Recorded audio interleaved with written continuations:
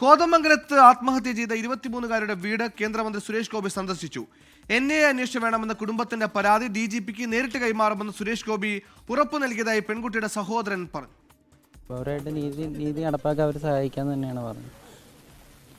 പിന്നെ മറ്റേ സുരേഷ് ഗോപി സാറ് പറഞ്ഞ നാളെ DGPനെ കാണുന്നുണ്ട്, അന്നേരം പരാതി നേരിട്ട് കൊടുക്കാം എന്നാണ് പറഞ്ഞത്. പൂർണ്ണമായിട്ടും പിന്തുണ, നിയമപരമായിട്ട് ഇത് നീതി കിട്ടാൻ വേണ്ടി പൂർണ്ണമായിട്ട് എല്ലാ പിന്തുണയും അവർ നൽകുന്നുണ്ട്. ഇതിൻ്റെ പ്രൊസീജിയേഴ്സ് എങ്ങനെയാണെന്ന് നമുക്കറിയില്ല. നിലവിൽ അവർ അറസ്റ്റ് ചെയ്തിട്ടില്ലല്ലോ, അപ്പോൾ ഇതിൻ്റെ ഇതെങ്ങനെയാണെന്ന് നമുക്കറിയില്ല. പക്ഷേ ഇത് എന്നെ അന്വേഷിച്ച് ഇതാവുമ്പോൾ അതിൻ്റെ എല്ലാ അവരുടെ മൊത്തം ഫാമിലിപരമായിട്ട് എല്ലാം കിട്ടും.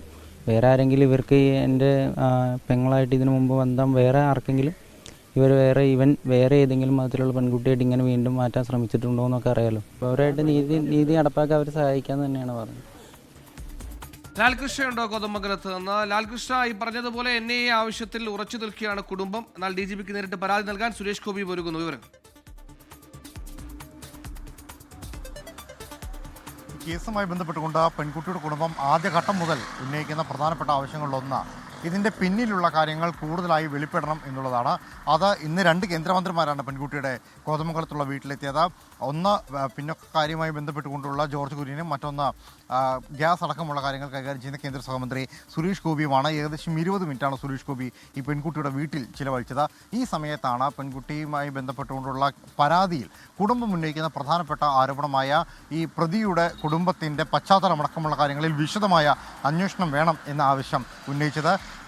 ഓൾറെഡി DGPക്കും അതോടൊപ്പം തന്നെ മുഖ്യമന്ത്രിക്കും ഈ വിഷയത്തിൽ NIA അന്വേഷണം ആവശ്യപ്പെട്ട് കത്ത് നൽകിയിട്ടുള്ളതാണ്. പക്ഷേ ആ കത്തിൽ ഏറ്റവും പ്രധാനപ്പെട്ട പ്രശ്നം എന്ന് പറയുന്നത് FIR രജിസ്റ്റർ ചെയ്തിരിക്കുന്നത് മറ്റ് പല വകുപ്പുകളും വളരെ ദുർബലമായൊരു വകുപ്പുകൾ ചുമത്തിക്കൊണ്ടാണ് എന്നുള്ളത് പെൺകുട്ടിയുടെ കുടുംബം തന്നെ പറയുന്നുണ്ട്. അതായത് ഈ ആത്മഹത്യാ പ്രേരണ കുറ്റം, അതോടൊപ്പം വിവാഹ വാഗ്ദാനം നൽകി പീഡിപ്പിക്കൽ, മാരകമായി മുറിവേൽപ്പിക്കൽ എന്നീ കാര്യങ്ങളാണ് ചുമത്തിയിട്ടുള്ളത്.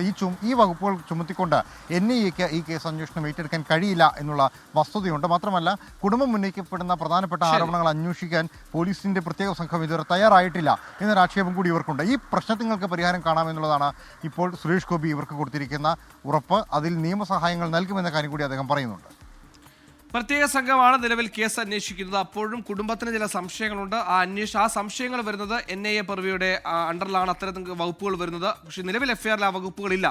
എന്തായാലും NIA അന്വേഷണം വേണമെന്ന ആവശ്യത്തിൽ ഉറച്ചു നിൽക്കുകയാണ് കുടുംബം.